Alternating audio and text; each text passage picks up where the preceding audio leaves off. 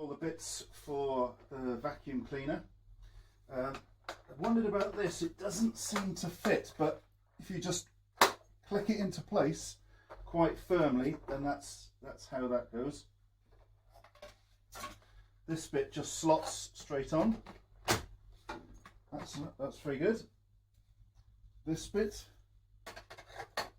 just slots in, and all of these bits, they just will click in and out again. There's a button somewhere that will release it all. Over here, the two different heads, they can just fit here. So that's good. You don't have to put those in a cupboard somewhere and lose them. And then the final piece. So that's just going to slot in there, and it's quite a firm, reassuring click. And there. And then you've also got some bits here to wrap the cable around,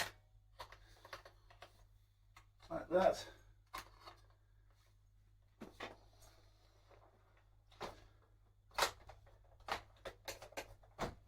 There. Quite a smart looking vacuum cleaner. That's it. Over here, we can start to build up our warm plate. I'll put my sauce back on as well, so I'll put that back on there.